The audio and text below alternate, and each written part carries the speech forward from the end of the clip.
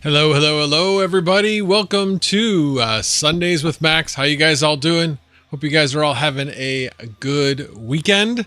And let's see who is all here. We got Cook 4015 first tier, Dom G, Son of a Rabbit, Crypto Crag, Peepaw Bill, Vinny Del Greco, Black Hat Team, and Bacon Eggs and Hash.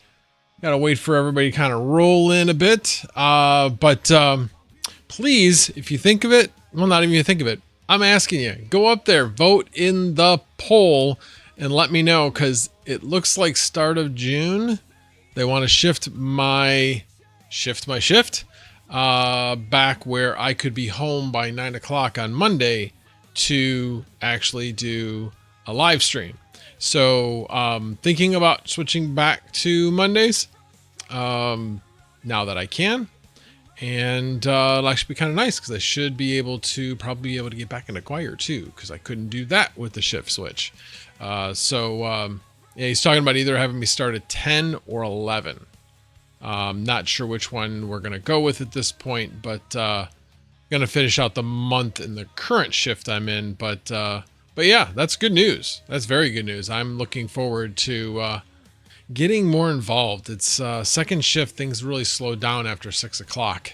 And yeah, I'll be looking to kind of get back into the meat of the day when things are a little bit more hectic and, lots more to do. So Red Puts, good to see you. Automatic Beats, Retro Mike Tech, Integra Guy 04. Appreciate you guys all for being here. We were able to work out that little thing with Shay. Retro Mike paid Shay. I'm sending the GPU beginning of next week to Retro Mike, so everybody's a winner with that exchange. Yeah. So again, thanks to all my members. Sorry for all those that didn't win, but congratulations to Shay for winning that drawing last week, or actually it was 2 weeks ago now that I think about it. And also, more than anything, thank you all for participating in the fundraising stream. Very much appreciate it. I had a good time with that, especially Saturday night. That was really funny with Chump. So yeah, I really appreciate you guys all doing that. We raised about $5,100, so really appreciate that from the bottom of my heart. So I will do it again. Don't know exactly when I will do it again, but I will be doing it again. So tonight, I meant to do a lot of recording this weekend, and as usual, I didn't. But I did a lot of research, and so got more like content for the content I want to do. So one of the videos I'm going to be doing is power prices, and I'll talk a little bit about that tonight.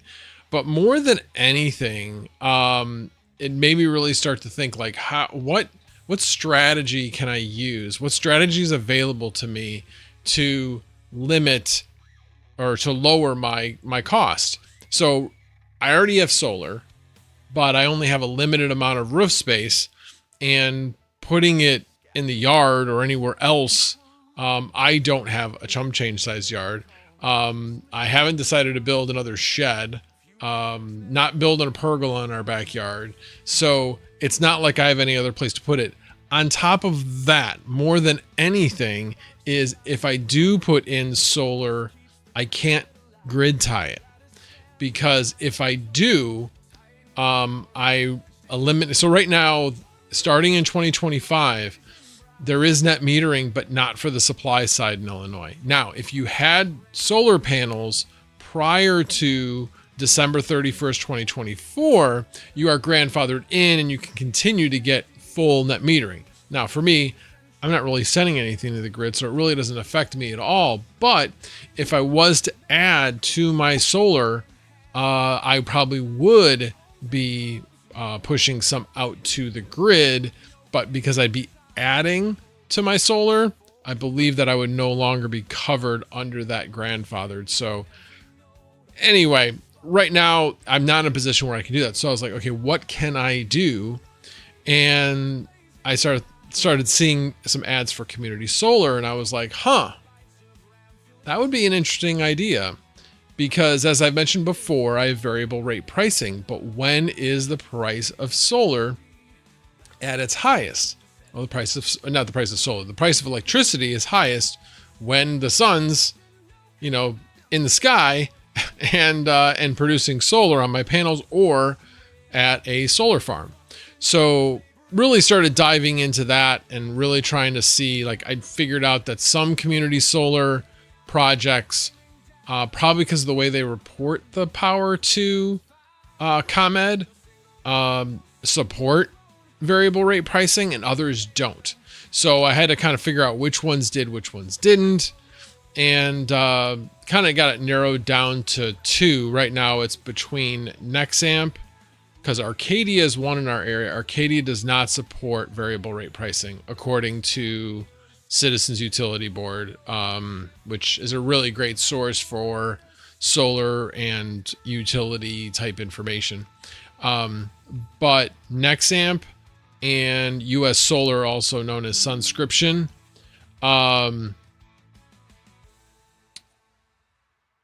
okay, thanks, Lukewarm. I appreciate it. I just saw your message. I didn't get a chance to read all the way through it, but I appreciate that. Anyway, the nothing like a timely response, Lukewarm. I appreciate that. Anyway, so there was Nexamp and like I said, it was US Solar, also known as Sunscription. Sunscription didn't have any available at this point, but that one seemed to be the better deal. Nexamp, it was the next best deal, along with having a fairly good reputation. I'll get into that in a minute. But they were only 15%, while Sunscription was 20%. So Sunscription was a better deal. Anyway, the one of the reasons why I didn't go through with it was because you couldn't actually, like, they were trying to tell you what size subscription that you wanted. And I'm like, no, I want to tell you what size subscription I want. Don't take the information I have and then tell me. I want to tell you. I want 10 kilowatts, and that's where I want to start. But I didn't have the ability to do that. So at some point, if I decide to move forward with it, I'm going to have to call them and say, no, you need to change this. But the one thing I really figured out with looking at all these reviews, yes, we are talking solar, Lukewarm. So one of the things I gathered with all these reviews is that people don't really understand how this subscription system works. You are subscribing to a certain amount of solar. You're not subscribing to a certain amount of power. that power is going to vary from day to day. You don't know exactly how much solar is going to be produced by your subscription, but you're getting charged based upon the amount that it has produced. So it's, like I said, it's a little strange with that, and that's not how people kind of think. They're like, I'm buying this much power. Not exactly. You're buying that much solar. So there was definitely a lot of confusion, but there are certain ones like Nexamp guarantees 15%. Some of the other ones guarantee 10. A lot of the other ones say up to 20%. I'd rather have a guarantee of a minimum amount rather than up to. But there was, like I said, there was a lot of confusion. So I read a lot of these bad reviews and I'm like, these people just don't know how it works. And then there's also evidently a lag I think it's a month lag. So in other words, when you first subscribe and it first goes online, that first month, you won't actually get a credit. It's the next month. So then when you cancel, you get another credit after the cancellation goes through. And it is 90 days to cancel most of these. From when you cancel it, they have up to 90 days to actually fully cancel it. But it's really an interesting concept. People are like, well, why are they able to offer this? I'm like, honestly, it's not rocket science. They're taking equipment and producing energy with it. So they have an upfront cost, and it's how long does it take to break even on that. Now, there aren't as many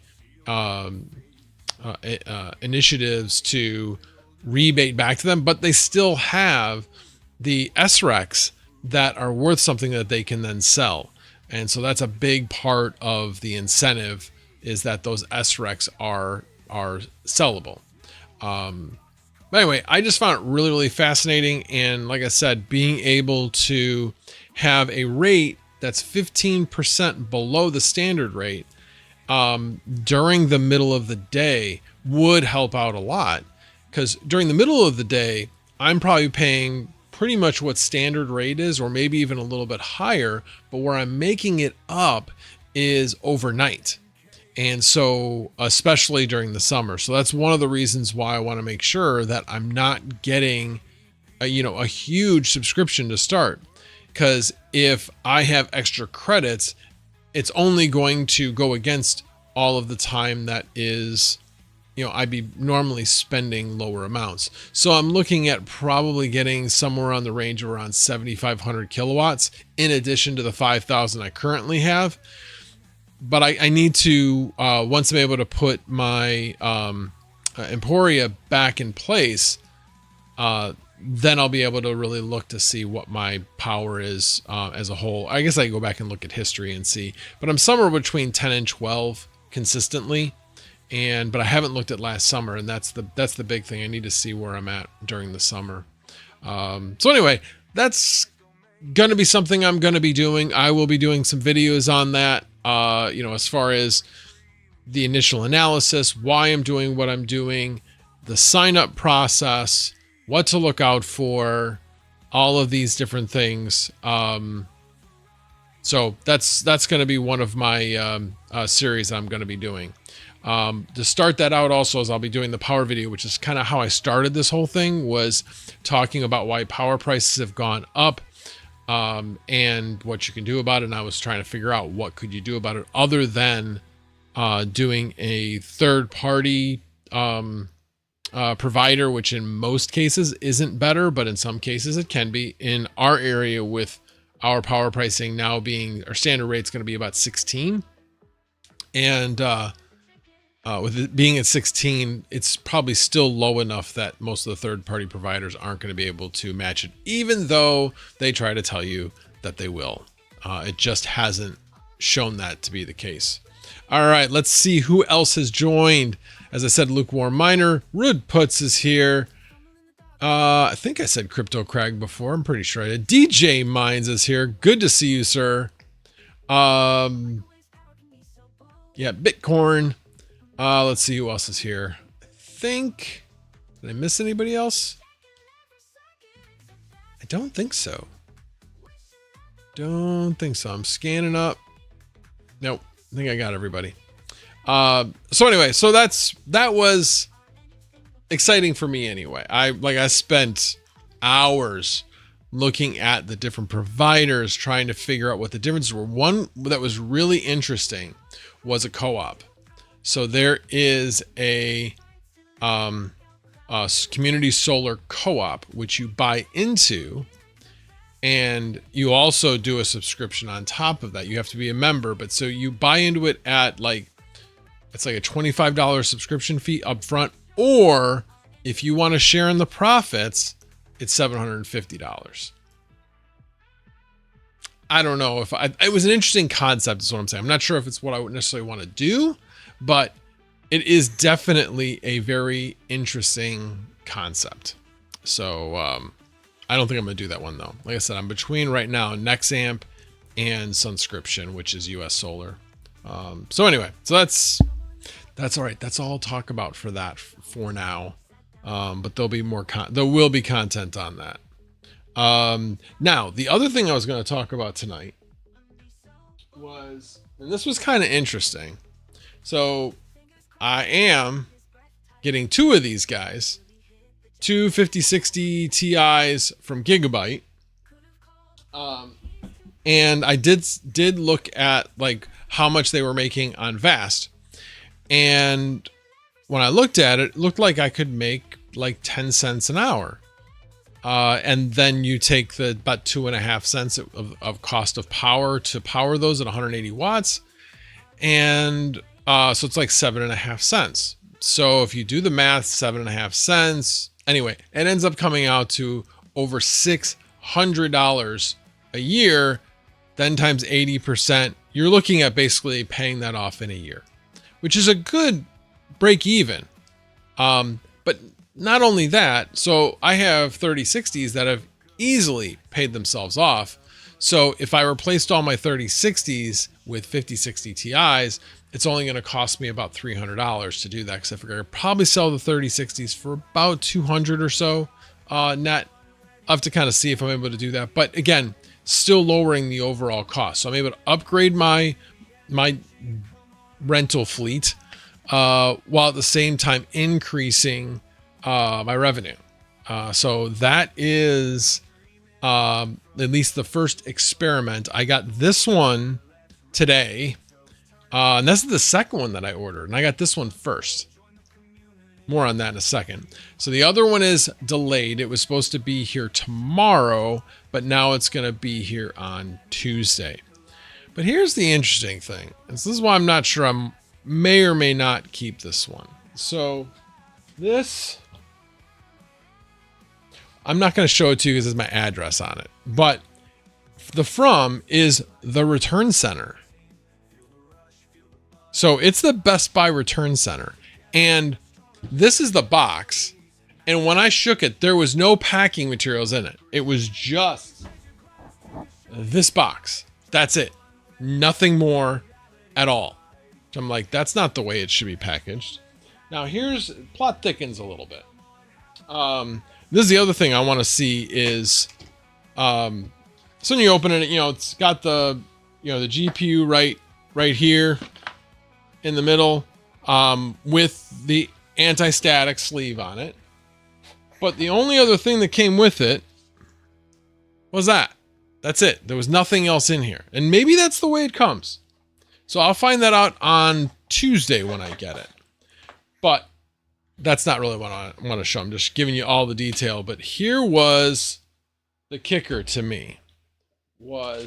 Here's the anti-static bag. And it says Gigabyte qualified. I'll have to look to see how the other one comes in. Like, why does it need to be qualified? Is it qualified because it was a return and then they basically retested it and make sure it was okay and then they just sent it back out as new? Sirs, that is called an open box, and you didn't charge me for an open box. Open box, excellent condition, is $415 on the Best Buy website. This was $489.99. So, I may be having a conversation with Best Buy. But again, want to see how the next one came in. Oh, the other thing is this Did not have any shrink wrap on it at all, although that's kind of a given if I'm thinking it might be open box. So, yeah. So we'll have to see if I send it back or not, because I can always get another one, most likely from Micro Center. I actually had one from Micro Center on order. It was for more. It was for about $520, so it was about $30 more. But I just don't.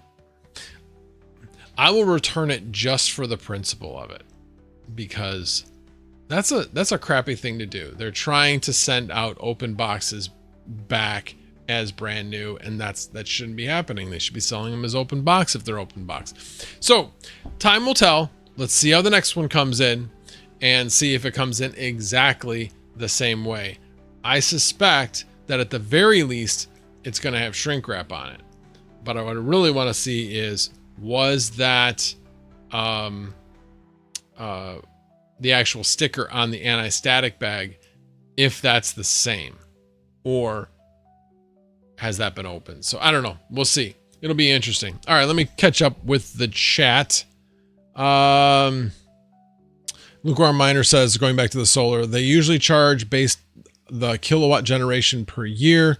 And a lot of people don't realize 14.5 kilowatts means 14 in the summer and 4 to 6 watts in bad weather. Yeah, I know. And that's what I said. A lot of people don't understand how solar works. They're just like, oh, I'm going to save 15% off my bill. And I will save 15% off my entire bill. So one of two things is going to happen. They're going to overproduce, and you're going to have a credit on your bill, but you're going to be charged more. So you're actually paying more, but you have the credit. So you've paid less for the power, but you just have some credits that still have to go forward. So you're going to prepay your power in a way because of that. That's the way solar works, especially if we're subscribing to it now. Or on the other hand, you do a lot less, and then you're complaining, oh, I'm paying too much of the standard rate. I'm not saving the 15%. Well, yeah, you are saving the 15%. You're just saving the 15% on only the portion of the power that you're buying. So I like I said, I read through that, and people just do not understand how community solar works. And it was frustrating to read. I was like, oh my gosh, people, do just a little bit of research on how this works. So yeah, let's see. Hucksters. Good evening, Crypto MB. Good to see you. Travelers Travels. Good to see you. Holy cow. It had 107. I did not see the 107. It probably jumped up and then came back down, but you know what? That's higher high, higher low, higher high. Gotta love it. Let's see. Do I still have this? Yes, of course I have that web page up, because I never close a tab. Let's see here. Oh, well, yeah, okay. It may have hit that at one. Oh, wow. Yeah, it did hit it and then came back down. Wow, it has been really fluctuating. It got close to 107. It hit 106.8. That's what I see on CoinMarketCap. I do not see 107. I see 106.8. And how long ago was that? What time was that at? Oh, okay. It was about an hour ago. Okay. But hey, I'm not complaining. Let's get these. Let's get the people that are taking profits at this point. Let them keep taking profits, getting them out of this part of the market, and then we'll keep going up. It's nice to see on a Sunday, guys, because markets don't usually go up on Sunday. They really don't. It's pretty unusual. Good evening, hobbyist. Good to see you, sir. All right, let me catch up. I do have something that'll make your eyes pop. I want to show you something on Kraken in a bit. Let's see. Mad Investor. Good evening, Mad Investor. I wish NVIDIA didn't nerf the 5060 Ti and make it X8. Yeah, I mean, So the board I'm putting this on is actually a PCIe 3.0 and it's going to be 2x8. So I'm going to put two of them on the same board. It's an X470 board. Now, I have thought about replacing that board, but I want to see how it does without replacing the board first, and then decide to maybe get a different board. Get an X570. They're like $200. The thing is, because nobody's making AM4s, or a lot fewer are making AM4 boards, it's a bit more expensive to buy the motherboards, but $200, I'm willing to make the investment if it allows me to, do it 2x. And then the other one though is I wanted to be able, so I'm testing in this first. I wanted to be able to hopefully put them in the T7810s, but those will also be running at by 8, even though they're by 16 slots. So we'll see. I'm going to give that a shot and see what happens. I'm also thinking about maybe getting two 5070 Ti's as well. But that return, based upon what I've seen and how much money they're making, not sure I'm going to do that. That one looks like it may not, it's not as good of a return. You're not going to get your return that quick. It was interesting on Vast Discord. There were people that were talking about it was, how do I put it? It was kind of like people looking at the profitability of the 5060 Ti, saying that it makes sense. And somebody was saying, get a Genoa board for it because it has a lot of PCIe lanes. And they're like, are you really going to waste that good of a board? And I was talking to somebody, I think it was Swamp 7, and we were talking about, like, you could fit 18 5060 Ti's on a Genoa board because it has enough lanes. So it would probably cost a pretty penny with all the risers and everything that you would need, but you could do it. So I'm not planning on doing that. But it has made me think that at some point, taking my 4090s, moving those to a better rig than what it's on, and then putting the 5060 Ti's in that and making that an 8 5060 Ti rig, since I have it set up PCIe 4.0 by 8 lanes. So yeah, I don't know. There's a lot of things I'm thinking about, but they all cost money, and got to kind of manage it. Now, like I said, both of these came from Best Buy. So guess what? They're on 12 months financing. So I will not have to pay them off until next year. Right now, I'm at only 4 left of the 4090s to pay off. I could pay them off now if I wanted to, but why? 2 years free financing. I'll pay them off in November, December, and I think the next one's in January. Maybe there's one a little bit later. I don't remember, but they're towards, I'll start looking at that bill towards the end of the year to make sure I'm paying these things off. So yeah. Why, Son of Rabbit says, why always 2? 'Cause 2 is better than 1. So having 2, being able to rent 2 of them together, from what I'm seeing, are more rented than singles. Because I actually have a salad rig that is doing absolutely nothing with the 3060 Ti in it. I think it's made less than $1 over the last 7 days. So it's kind of worthless. I'm kind of leaving it there just to see if it ever picks back up again to a normal level. But what I'm seeing is salad is pretty much dead, at least on older cards. I know 4090s, they had been doing really well from what I've been hearing. But certainly on the 3060 Ti, not doing well.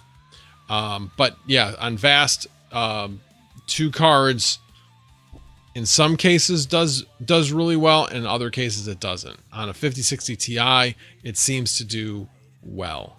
And like I said, I have single and dual rigs that I could put it in like immediately. Anything higher than that, I would have to buy a new motherboard and a new setup. And wasn't really ready to do that at this point. So yeah, that's those are my reasons. With PCIe 4.0, using ribbon cables is extremely sketchy. It doesn't always work, especially depending on how long the ribbon cable is. So you have to use the SlimSAS cables, and all of that stuff is expensive as hell. So if you like a 4 GPU rig, you're looking at adding probably about another $1,000 just to do 4 GPUs at 16 lanes. All right, let me see here. Okay. DJ Minds, man, I love the DR1 so much better than the massive thing I was using. See, I don't even see it. I'm still using the big one. True that size is not everything, but that it's nice that you could probably just plug that in and not have it hit your knee or anything like that. But I have an extension cable. So for me, I don't really care if it's, you know, the size of the AutoPi or the R1. Does not really matter to me as long as they both pay out the same. So far I'm still at around 35 to 36 demo a week per device. And that's including, I'm at the highest tier because I've had them consistently online, as well as having 500 demo staked. So I'm making another couple of demo on top of the standard. So been working out well. That's definitely one of the deep in projects that I love. Let's see. Travel Show, just ask them what Gigabyte certified means before telling them it came that way. Well, like I said, I'm going to actually compare the two. So I should be able to tell, because I know the other one should be new. This one was kind of odd. It showed up kind of out of nowhere. Because it was the day after they had the drop. And so I just kind of went out on a lark and I'm like, oh, okay, there it is. All right, let me see if they'll let me buy it this time, because they won't only let me buy one a day. They would not let, well, now I know it's one a day. Now I went back the next day, I could buy it. But that day I was trying to buy a second one and they wouldn't let me do it. Even though it was still there, I had no trouble getting it, you know, all of that. So yeah, but good point. I will keep that in mind. Crypto Craig says, I think a lot of times it's complicated by design. Power agreements are complex for sure. Yeah, I don't know if this in particular is complicated by design. I mean, how do you simplify it? People have to understand a little bit about how power works. Yeah, anyway, but point well taken, Crypto Craig. Point well taken. Let's see. Keep me posted on your 5060 Ti's. I wanted to get into those too. Yeah, I know a lot of people are talking about it. The interesting thing is, I looked and I searched on the VAST system, and the only ones I saw were in the UK and in Vietnam. That's it. I didn't see anywhere in the rest of the world. So it'll be interesting to see, is that going to be an advantage to me because other people in the US might be looking for them or not? So I don't know. It'll be interesting to see how it works. Now, as with everything with Micro Center or Best Buy, you get 30 days to return it to the store. So I will be looking at that and deciding whether or not this was a good idea or a bad idea, and decide from there.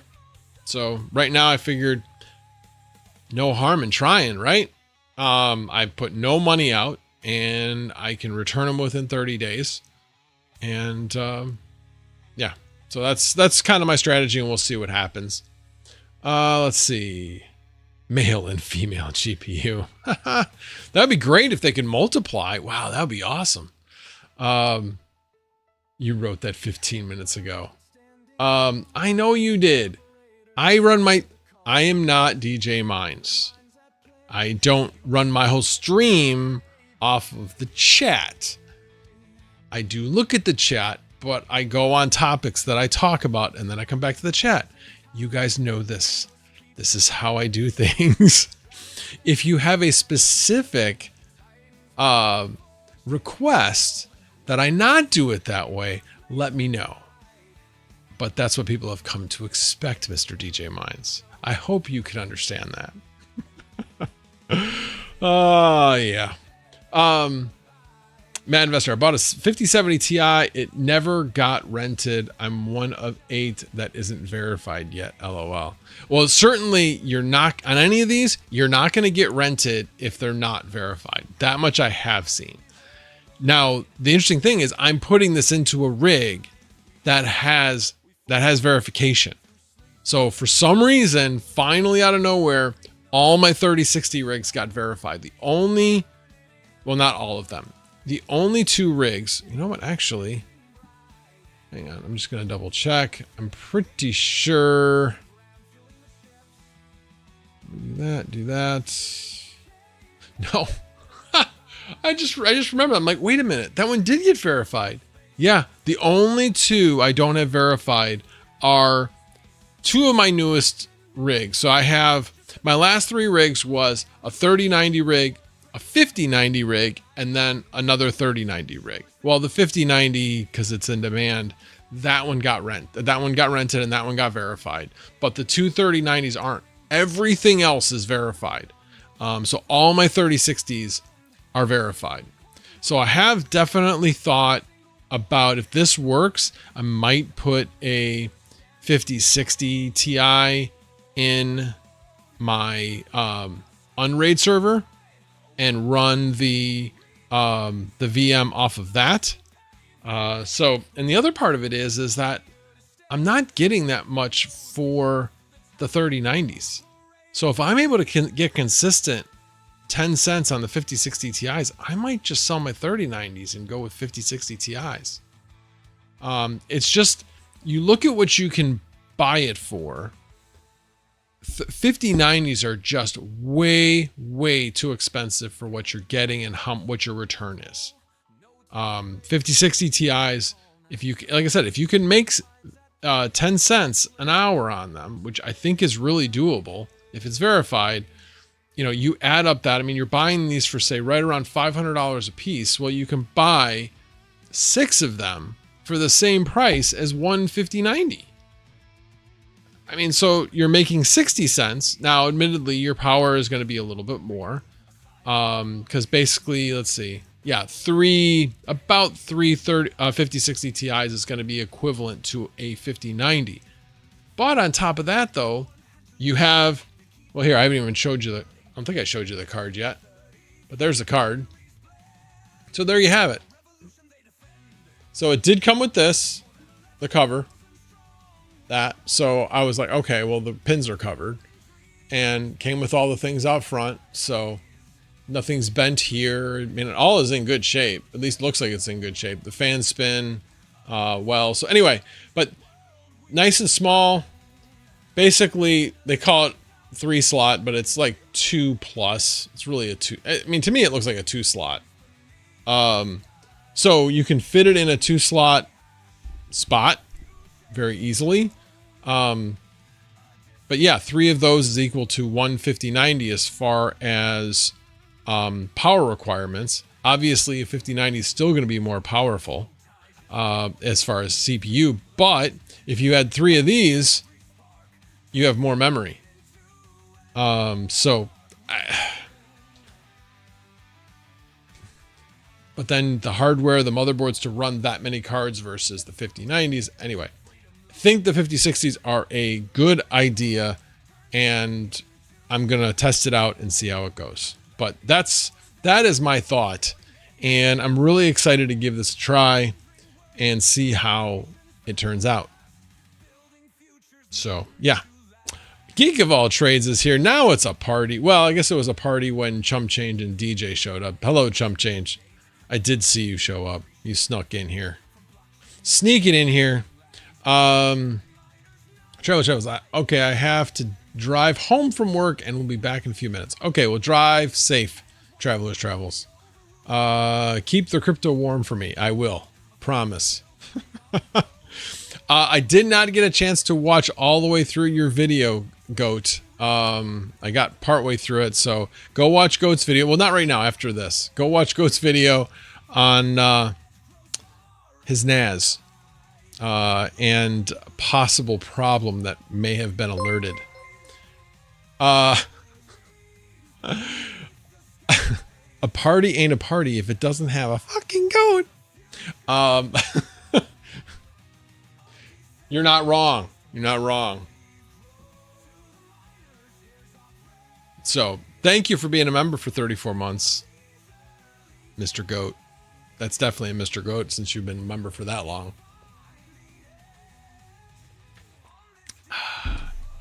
All right. Yeah, one of the things, probably need to cut back on these things, but I started drinking Rockstar Orangeade. It's like a recovery type of drink. And then this is also a recovery type of monster drink. I'm telling you what they're called, but it's tea and lemonade. They each have like a 16-ounce can. It has 25 calories. They're good. So not as keto as I once was, but still losing some weight. Hit below 220 last couple days. So going to get back on that bandwagon though come June. That is my commitment to myself. Senior, go to you, bro.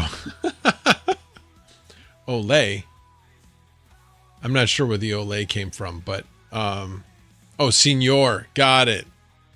I thought, okay, I was thinking senior because you know you're old like me, not as old as me, but you know.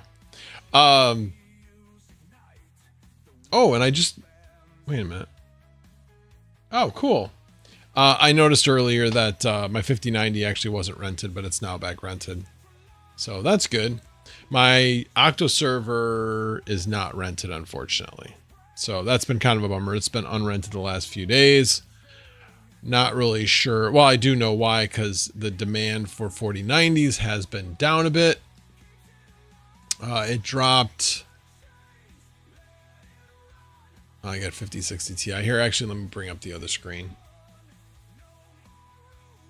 So this is actually the 5060 Ti. Obviously, they're doing it at the 16 gig RAM. Do not try to run this with 8 gig 5060 Ti's. Do not do that. It has to be 16 gig. Otherwise, you will not make bank on it at all. And this is for the verified showing 9 cents. But if you look at it, really going to be able to charge closer to around 10, I think, with 2 of them together. But we'll see. But it's, 24 rented, 10 not rented. That's actually a really, really good ratio. It's actually surprising that there's even 5 that are rented that are unverified. That's actually a little bit surprising. But the reason why I came in here was to show you the 4090. So if we go to the 4090, you can see the last couple days there's been a drop off. It was at like 3780 or so over here on the 14th, which was 4 days ago. So that would have been Thursday. And now we're at 1,000 less. So, again, demand goes up and down. Yeah, this time when demand was increasing was a beautiful thing, especially right here when there was basically starting to be a shortage. And then these obviously went offline and then they came back online. Might have been a power outage or something, or an internet outage or something. So, oh, one other thing about VAST, they've actually introduced a volume feature. So if you authorize this feature on your rig, when somebody comes in to rent it, they can basically use this volume feature to say, I want to keep this here. So what typically happens before they did this feature with Docker, not with necessarily VM, but with Docker, is that when they upload to your machine or download to your machine, however you want to look at it, download to your machine the work and then run it, and there's some type of glitch, or maybe your internet goes out, maybe your power goes out, and everything comes back. Well, they've lost all that work. So if they are having volumes, when it does go away, that will be persistent storage. It'll be like renting storage. and you actually set a separate rate for this. I set the same storage rate that I normally do for whatever's the job that's running. But that's kind of a cool feature, and should make, if you have a lower reliability, but you have that feature enabled, I would think that that would make you a little bit more attractive. So yeah. So anyway, that was kind of an interesting thing that just got added this past week. All right. So that's a lot of what oh wow, it's already 8:43. That was a lot of what I really wanted to talk about. Now the other thing, there's one more thing. Let me bring this up here. I'm going to go back to full screen while I do this. Cause I don't want to, I want to bring up Kraken. I want to show you something. No, I want to bring that up, and then I want to bring up the LTC chart. Let's go to markets and search LTC. LTC USD.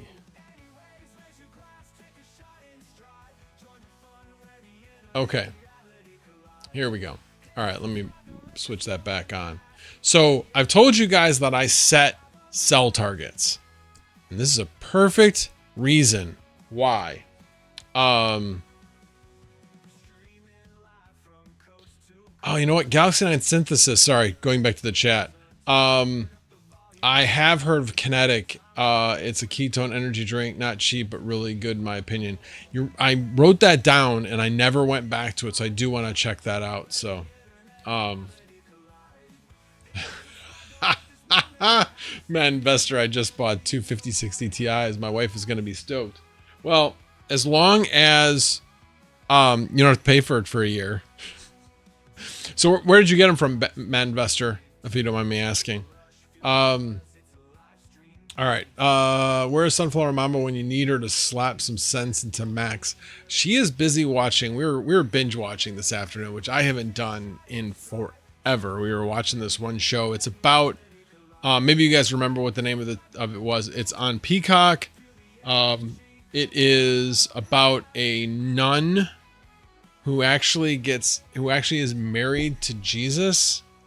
And she's looking for the, oh my God.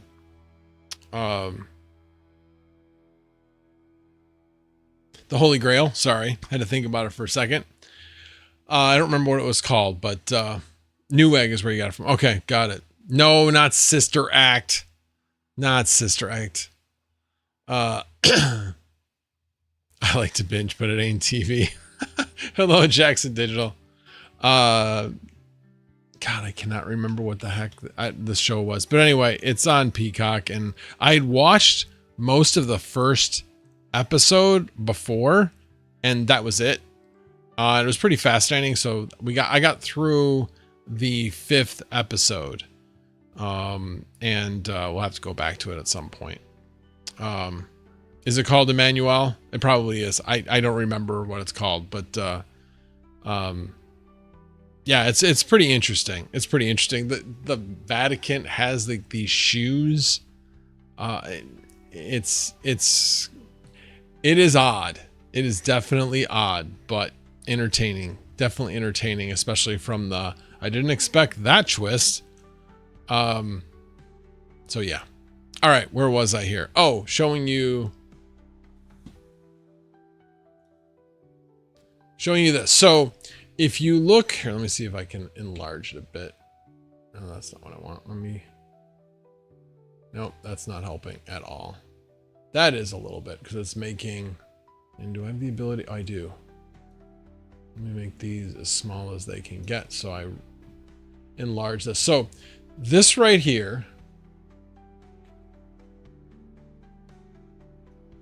that right there is May 17th. So that was Thursday. We have this incredible spike. So let me go to 1 minute, and then let's look at that. So I need to... Oh, it's not going to go... Well, I guess it will. I just have to do that. Where is it? It should be showing up on here. Where is it? Where's the spike?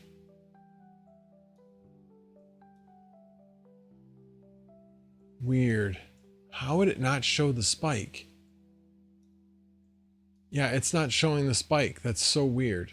Let me go back to the 15-minute. So that spike definitely happened. And the reason why is because I had a sale right about here at 100, right about there at 108. And then it came right back down. So this is the second time I've had this happen when I had a sale set up. It happened to me during the last bull run with Bitcoin, and it jumped up to like 61 or 62 suddenly, and then jumped right back down to 56. So in this particular case, I haven't bought back in, but I sold 5. I mean, we're not talking, I didn't like sell everything. I had 30, I sold 5 of my Litecoin. Wish I had sold it all so I could buy it all back about, I don't know, 5 to 7% less. That would have been nice. But I have not bought back in. Right now, I'm actually in my trading account. I've sold out of most things except for some Bitcoin and most of my Litecoin. I have not sold out of the Litecoin, but I also have losses on my Litecoin. That's the only thing I've got losses because of, I told you guys before, I was trading between 120 and 140. And obviously we are well below that right now. So yeah. But that's the reason why. Now let's look at ETH, because ETH had one of these too. Now I wasn't invested in ETH at the time. I had already sold out. But I believe ETH had one of those too. Or maybe it didn't. I thought it did. You can tell where I sold right there. Huh.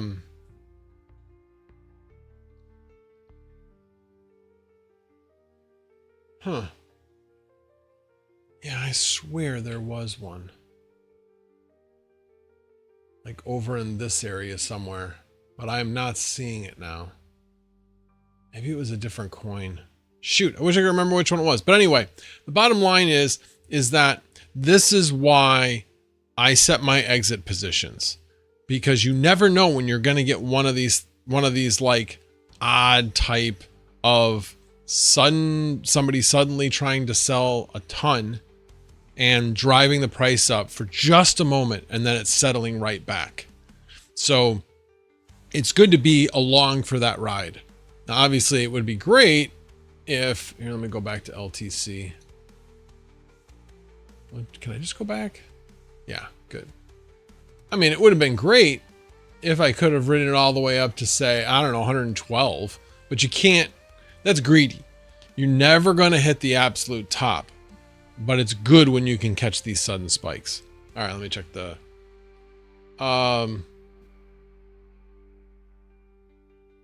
That dude, AJ, you think that guy looks older than me? Seriously? Well, thank you, chump. That was the best. That was a really nice compliment that might actually even get you somewhere. All right, let me go back up. That one is probably the closest ChatGPT has gotten at making it look like me. That one was, I really felt close. I feel like it gets to about here and then it gets confused. Anyway. All right, let's see. Let me check what else. Wow, I'm not a senior citizen, LMAO. I am not a senior citizen either. I am definitely not a senior citizen. You're probably not yet getting AARP mailings. I, of course, am getting AARP mailings. That's it, unsubbed. No! All right. Yeah, there you go. All right. That's that one. I might buy a Bluetti power station for battery backup on my PCs so they don't go down, a feature I didn't know you could do with them. Really? Because Bluetti is... I didn't see. I had heard of that project and I was like, why am I wanting to maybe be interested in that? I gotta look that up. Here, let's look. Blue Eddy. Expandable power station. Is this a crypto project or is it just a piece of hardware?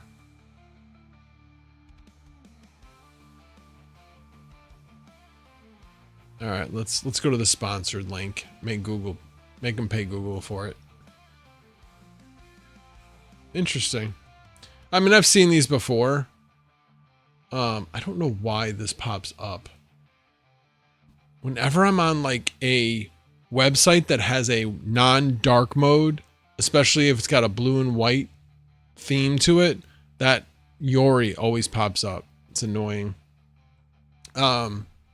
Yeah, we've got some of these types of things at work.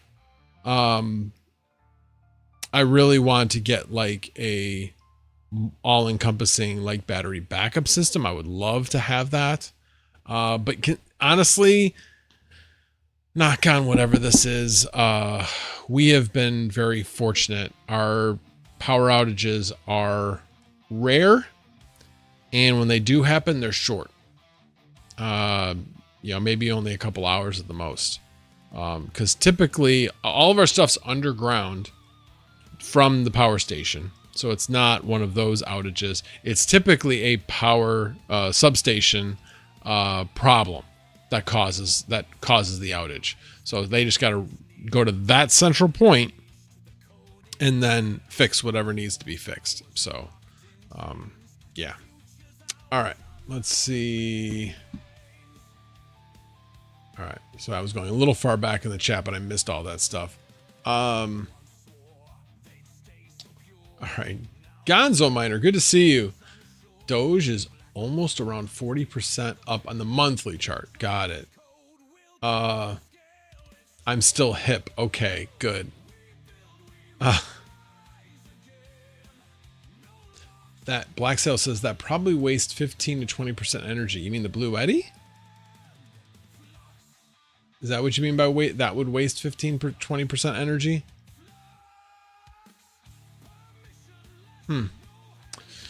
Yeah, I mean, honestly, I would love to put battery backup in my garage. To have backup for what I'm running down in the basement, but more importantly, being able to power from the batteries during the day and charging the batteries at night when the power cost is lower. Generally, I'm seeing about a 4 to 5 cent differential between the two.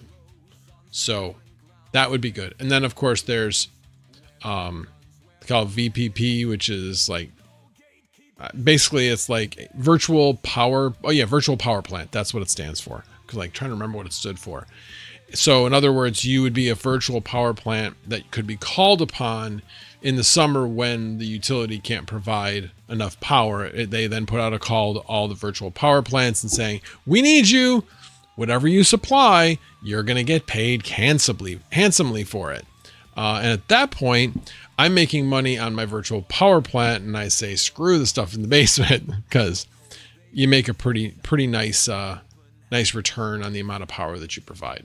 So that's when, you know, the variable rate power is like 50, 70 or over $1 per kilowatt. So yeah, you're making a good buck at that point. I mean, EcoFlow is another company. I was looking at EG4 as well.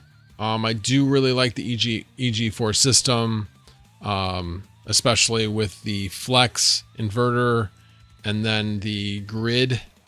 I forget what it's called, grid flex, or I don't know, grid something, where that would be like a central point on the outside of the house. So the meter goes to that, and then the actual panel goes to that. It becomes like your central micro grid. So that is what I'd like to have. And then from the microgrid, it would run to the garage. So it would power that. And then the solar system would also run into that. It would be AC coupled instead of DC coupled. So I'd still have the same inverter for the solar panels, and I'd have a different inverter for the batteries. So they would, I would have 2 inverters.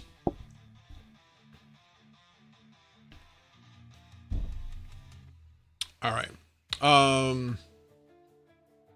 EcoFlow, Jackery, Blue Eddy, all similar. Yeah, we have Jackeries at work.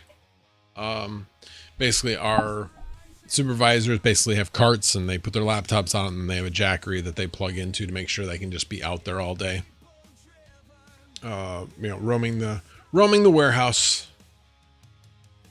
And we got a few extra. And now we're only down to 2 shifts. So we charge them all overnight. So that's not a problem. Of course, they can't all plug them into the same outlet, which they did one night and it blew the circuit, or popped the circuit, I should say, not blew it.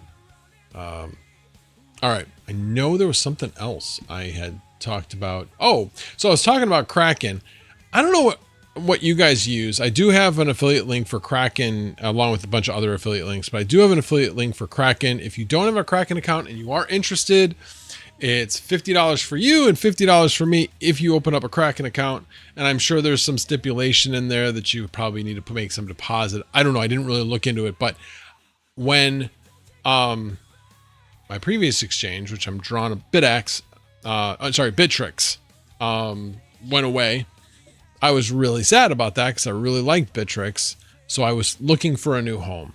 Wasn't really thrilled about Coinbase. Coinbase has its role, but I have very little in there. But I was looking for an exchange that I felt like was going to stay in the US market and that I liked the interface.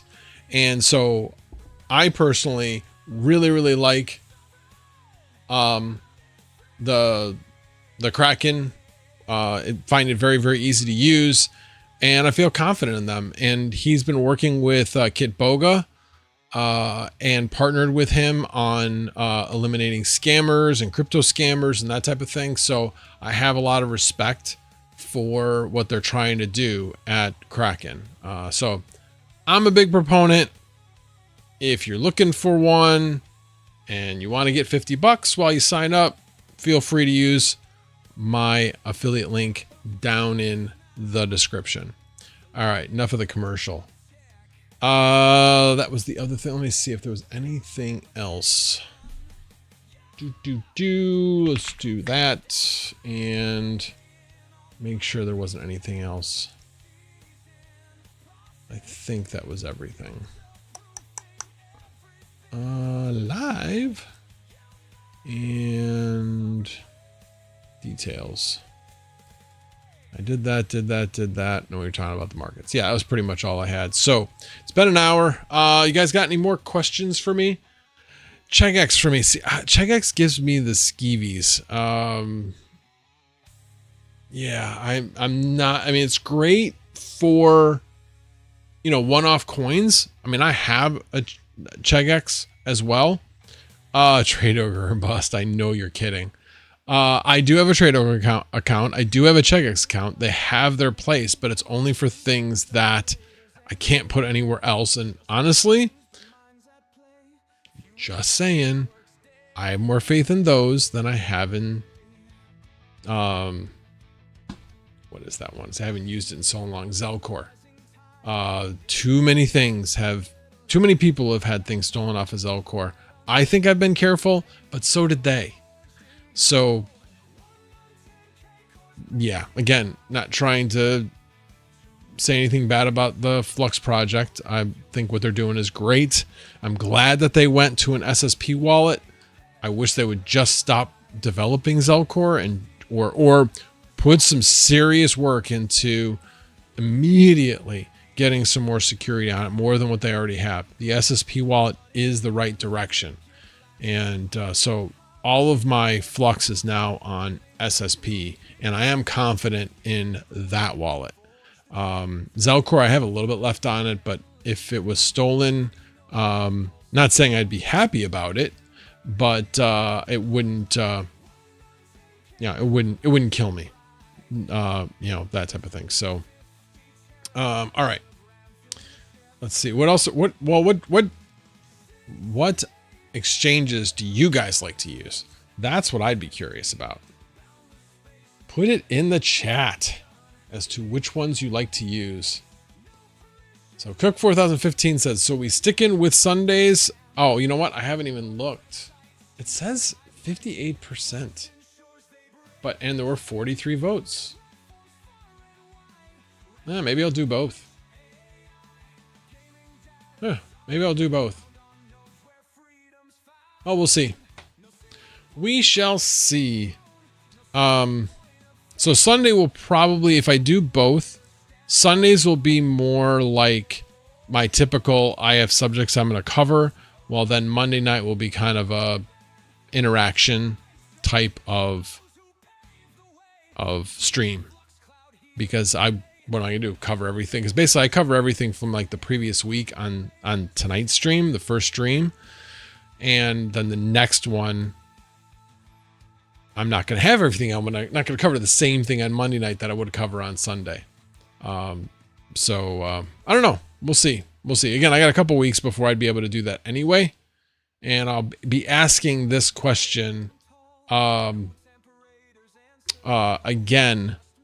for the next couple weeks to make sure I get the same result. So come back next Sunday and the Sunday after to make sure you get your votes in if you want Sunday night. Little bit of incentive. So let's see what else. So I see Integra Guy says Coinbase, Chegex, Trade Ogre, and then Simple Swap. Yeah, I use Simple Swap. I actually don't use Simple Swap. Use Swap Space. So Swap Space is, in fact, let me bring it up.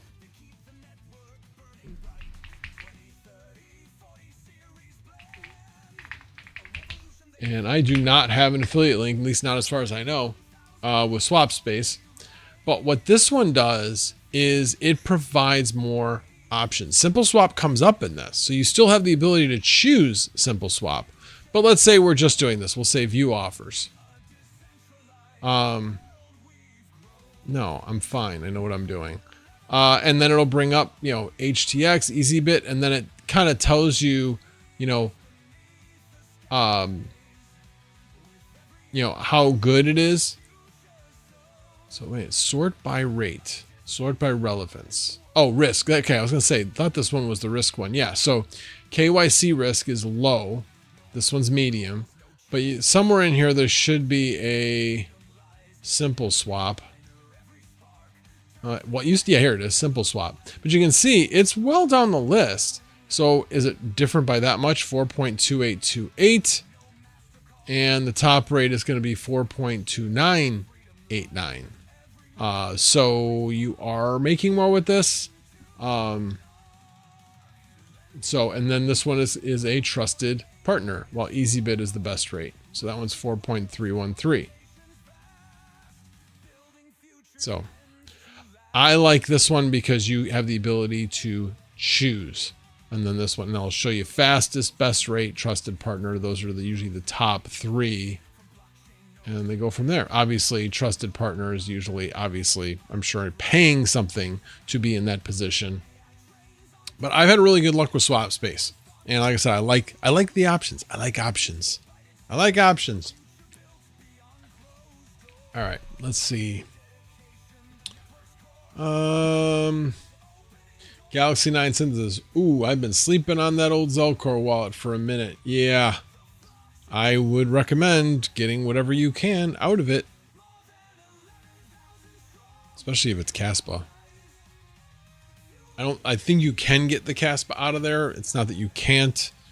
It just seems to be moving Caspa anywhere seems to be hard unless you got it in Tangem. All right.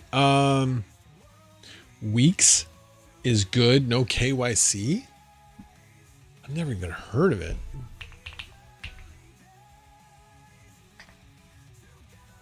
Weeks. Welcome to Weeks. I have never even heard of this. Where new wealth is made. Interesting. Earn 30,000 USDT welcome bonus for everybody? Wow, that's a hell of a deal. Surprise season, 600,000 USDT? Anyway, Interesting. So this is available in the United States? Who said that one? Weeks? Black Sales, is that in the United States? Oh, no KYC. So I guess it really doesn't matter because you're no KYC. Which kind of tells me it may not last that long. But hey, Retro Mike, ChegX, Safe Trade, Trade Ogre, Dex Trade mainly because I only deal in POW coins and they all support my long-term holds. Nice. Yeah, I forgot. I do have a Safe Trade account, I believe, too, but I don't know if I have anything in that.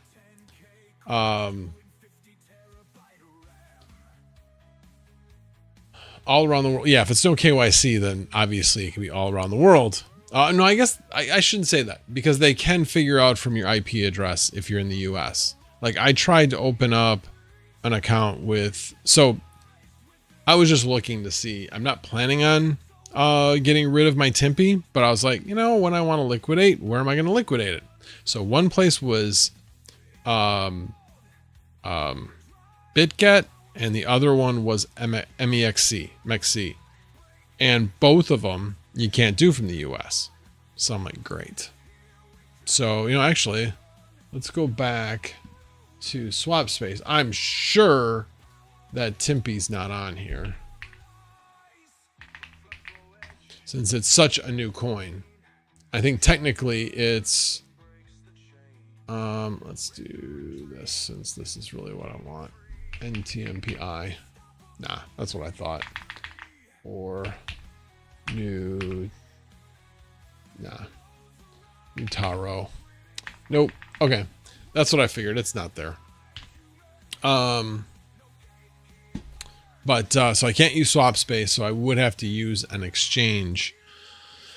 Yeah. Might be enlisting the help of some people outside, or just finally biting the bullet and getting a VPN.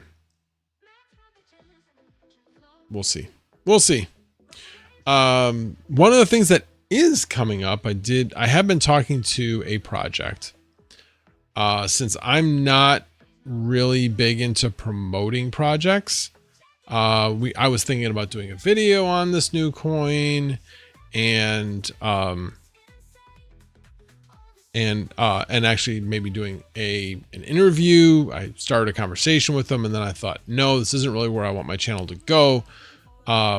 So basically told them I wasn't interested. I will tell you guys about the project, but I am not putting that much. It's more just an awareness thing. And let me see here. Never brought this back up. It's probably going to pop up right on this. I don't know. Hopefully, nope. Yeah, there it is. I do not want it there. There we go. Okay. Oh, I got to remember that. I do get free 2 months of Nitro since I got the card. It comes with 1 free month of Nitro. Since I'm getting 2. Hell, if I get a whole bunch, I'll have Nitro for a while. Oh, look at this. I get 1 free week. Cool. Free week. All right. So I was coming in here for a reason. Oh yeah. Therm AI. It's interesting. In the United States, we were having a conversation about this. I talked to him for about an hour and a half one day. And in the United States, our heat is set up differently than it is over there, as well as their water heating. But a lot of their stuff over in Europe is water heating. You know, so you basically heat up a boiler and then that goes to the radiators and such. United States, that's not the majority of our heating. Most of it's forced air. So he is setting up a system where you will be able to, and initial systems are being set up this way, that you'll be able to interface it directly into a boiler system. And so the heat from a rig will heat up the water coming from the boiler, from the cold water side, and then pump it back into the boiler and help heat the house, add more heat. So similar to what we've seen other people do with like grow tents and then feeding it up into an intake or an out duct.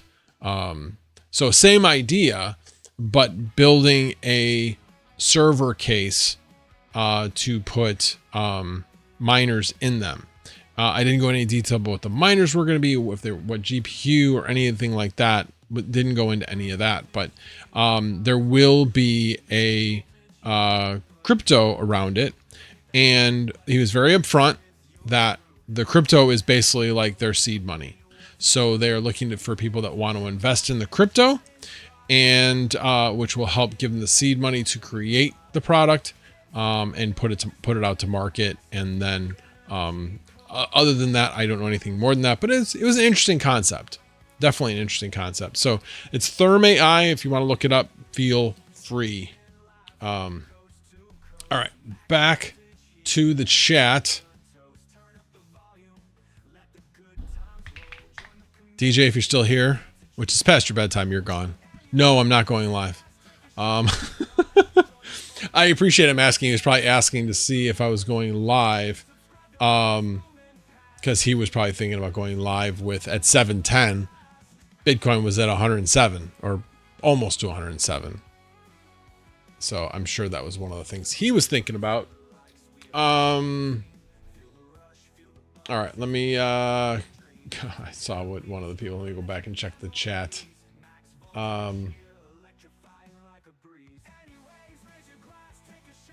Let's see, did move my cast about long ago. Okay, good. Max, talk me into spinning up some prenodes. Why would I talk you into that? I like you, Retro Mike. I'm the only glutton for punishment here. Pre as a coin has not done a whole heck of a lot. Here, let's look at the chart. It's not pretty. It's really not pretty. I mean, I suppose you're going, well, geez, it's so cheap to create a node at this point. Well, you're not wrong there. But man, it's the coin is just taking an absolute beating. So let's look at, let's just even look at 1 month. Oh, 1 month, at least it's even. 1 year, not so much. Lost 82% of its value in the last year. Not good. That would have been a good time to get out. That would have been a really good time to get out. So I have 3 prenodes going on with a little over 14,000 pre. I have them running on Flux. So, yeah, it's kind of a pain. Let me move this up. I mean, this is not really anything secret. Did I move one up here already?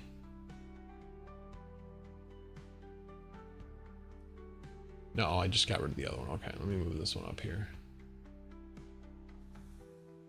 So I come in here a lot of times. So basically, I'll come in here about once a week, and you always have it set up on online. And half the time, these are showing that all 3 are connected. Guess what? That's because I just did it yesterday. So I would certainly hope it was still connected. But a lot of times it'll show not connected. And it's like, Flux, you're supposed to make sure you're connected to these things, but they don't. So I always have to reconnect them. So this one, the first one with my 5,800 stake in there, was not connected. So I had to go to active and then figure out which one was online. So basically what'll happen is, like, your ones that are staked will always be at the top. So let's say this first one isn't staked. This one will be blank here. And then you'll have something down here that will show connected. So you got to remove the stake from this one and move the stake to the one at the bottom. So kind of a pain. Doesn't happen automatically. I didn't want to run a prenode at home since I needed to run. You can only run one prenode from what I understand from an IP address. You need a different IP address for every single one. So that's one of the reasons why I was running it on Flux. I can also run 3 for, like, I think it was like $1.29, $1.30 a month to run all 3. So it was pretty cheap, pretty darn cheap. But yeah, with where the price is, I mean, shoot. No, that's not what I want. I want to go back to here. .003722. How much would it cost to run one? 0.003722 times 4,000. Sorry. It costs 14. Really? It costs $14.88. No, okay, hold on a second. Let's try that again. 0.003719 times 4,000. Yeah, it costs $14.87 to run a prenode, to run one prenode. But how much are you actually making? You're making nothing. So, and it's a cool project. I like the project. You're providing basically infrastructure with your nodes of processing of requests. So whenever they do, they're basically like a Google of some sort of search engine. And then they consolidate the searches from different search engines. So they're not like Timpy, where Timpy's going out and crawling the internet. What this project is doing, is using the existing search engines and consolidating them, all the searches together. That's what Pre does. So I like the project, but let's just be realistic with where it's at. But of course, get one started now at 4,000. It's like stupid cheap. Get a Flux node, or not a Flux node, get a Flux rental, and yeah, just go in there and pay your, buy your Pre, stake it, create your Flux. So yeah, I don't know. Be interesting to see if this project ends up going anywhere. I mean, like I said, it's worth less than, I don't know, it's worth about $50 for me. That's about it. It's kind of what I'm doing with Noctua. Noctua is worth like under $300 now. I'll hold on to that till the end. It's just not, it doesn't really matter that much to me if I lose that 300. I'd rather have the upside that maybe Noctua will actually become something. We'll see. We will see. Retro Mike, I'm sold. I'm all in. You already have 6 IPs. So there you go. Yeah, less than $20 to run a node now. Yeah, it is really cheap to run a node right now. You still have yours. Got it. Yeah. Yeah. Yeah, I mean, that's one of my node projects that I'm running, but again, I'm not running it out of this house. I'm running it on the Flux network. But yeah, that one's got Noctua and a Flux node, my Nimbus node on it. And then downstairs on the Unraid server, I have a Cumulus node on that, as well as a Timpy node is sitting next to it. So I guess the only thing that was running on that one was the Cumulus node, I think. Anyway, it's running though, whatever it is. Yeah. Got any other questions for me, guys? It's been an hour and 20 minutes. That's typically about what I've been going. Let's see, just make sure I didn't miss anything. Oh, Automatic Beat says, I use Proton VPN when I need to do quick exchange trades. The free version allows just enough. Oh, interesting. I will have to consider that.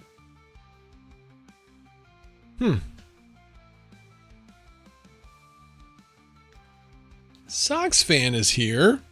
Hello, Mr. Sox Fan.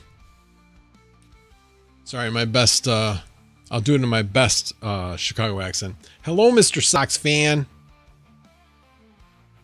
Oh, good night, everyone. Sorry, probably missed him. He's probably gone already. But thank you for being here. I appreciate it. And just going back to make sure I didn't miss anything. Black Sails MEXC. Yeah, I hate the fact that, yeah. So Okay, I got to bring up the thumbnail because now I'm like, I'm going back and reading Chump's. It's not that bad. It actually, I think, is pretty close. Do I still have it up? I do.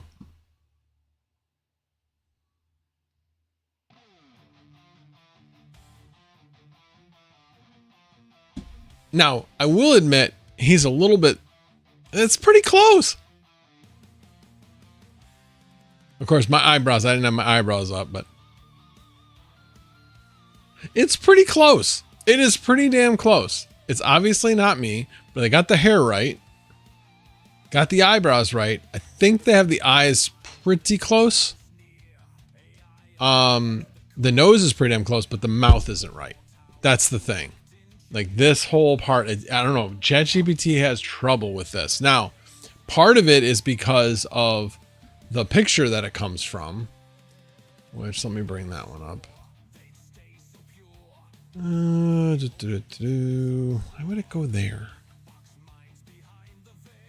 There it goes. I need to view. Come on. Okay. All right, fine. I will do it this way. Since it doesn't want to do it the way I want to do it.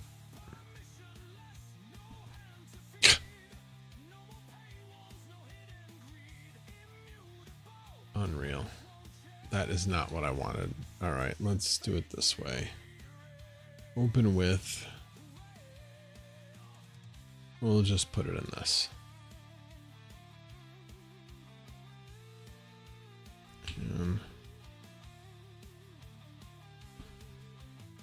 All right, let's come on. Oh, there it is. All right. Okay, that's. Hold on a second. Sorry. It's. Stop it.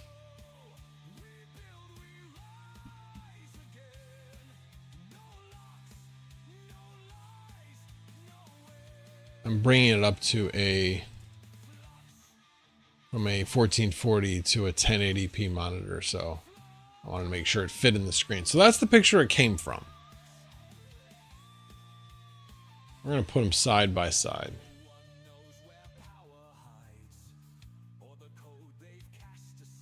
No, stop that. It's pretty close, don't you think? No. Wait a minute, Retro Mike. You're not supposed to be trying to search for my LinkedIn profile picture, sir. It may or may not be my LinkedIn profile picture. I can neither confirm nor deny that that is my LinkedIn profile picture.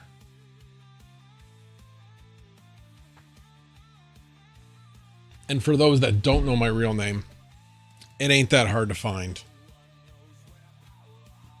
Reverse image search done. Retro Mike, I already know you know what my name is because of the mail that I send. I've sent you a few things, which I'm pretty sure had my name on it. Could be wrong, but I thought it did. Anyway, so it's pretty close. It's pretty close.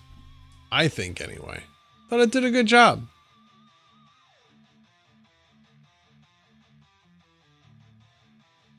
It's the mouth, definitely the mouth shape is not right. Because I definitely have like a straight upper lip. So that's definitely off. The teeth are pretty close, although I have a little bit of a gap in my front teeth that's not there. The ears are pretty damn close. I mean, really damn close. Yeah, part of it's the eyes. But I mean, it's I don't know. I think it's pretty close. I think it's pretty damn close. If it was a straight upper lip, I think you guys would be like, oh, okay. There's just small changes that make it not look like me. And then the other part is my cheeks aren't that big. you know, when I smile, I don't get that big of a delineation. So that's part of it too. But anyway, I thought it was pretty good. I was like, okay, done. I'm going to do this quick because I was running late. So yeah, there you go. It's just a makeup. What's just a makeup? You mean you're saying it's just a thumbnail? Or are you saying the difference is just makeup? Like actual like makeup.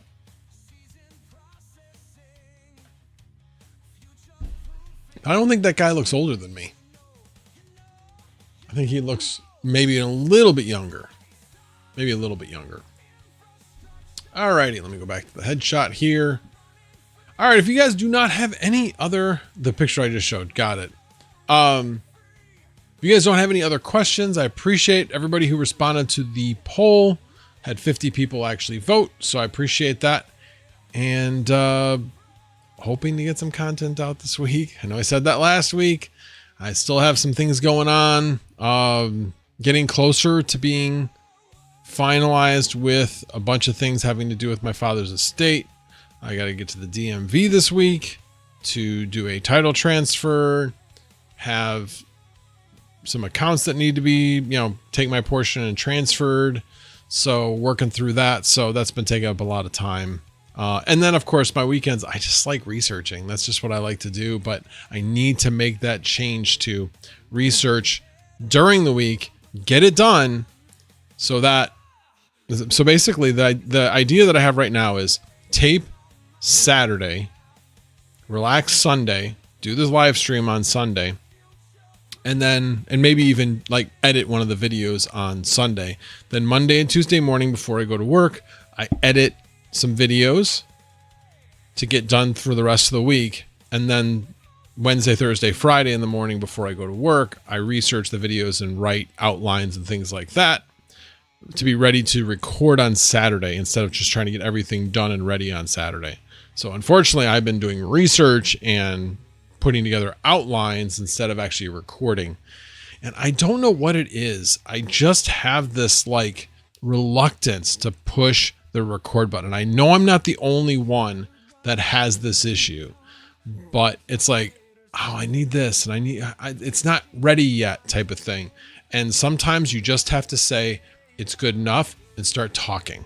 And that's obviously what I do on the live streams. And I don't seem to have any trouble here, but for whatever reason, when it comes to actually recording a video and publishing it, it just feels different. And I need to get over that. And the only way I'm going to get over it is if I start hitting the record button. So gotta make a commitment to do that. Otherwise the channel's not going to go anywhere. So I have actually thought about getting to the point where I might hire a coach and that type of thing at some point. But at this point, if I'm not going to be, nobody can make me hit that record button. I need to hit the record button and start proving to myself that I can put out 3 videos a week.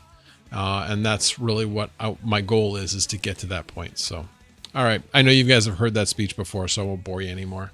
Alrighty, guys. Again, thank you guys for being here. I really appreciate it. And on the way out, if you didn't hit the like button, please hit the like button on the way out and maybe even subscribe. Retro Mike said, let me catch his up on Max. Honestly, most videos I just listen to while working. They don't need to be perfect. I rarely even look at the visuals. Many do the same. Don't be a perfectionist with videos. I know that's what I tell myself, but when it comes to doing it, it's just, I need to get over it. It's really what it comes down to. I just need to get over it. This is Pearl making you put out 3 videos a week. Well, thanks, Pearl. I appreciate that. And with that, I will be here back next Sunday. And again, thanks all for being here. And as always, no tabs were harmed in the making of this video. Good night, everybody.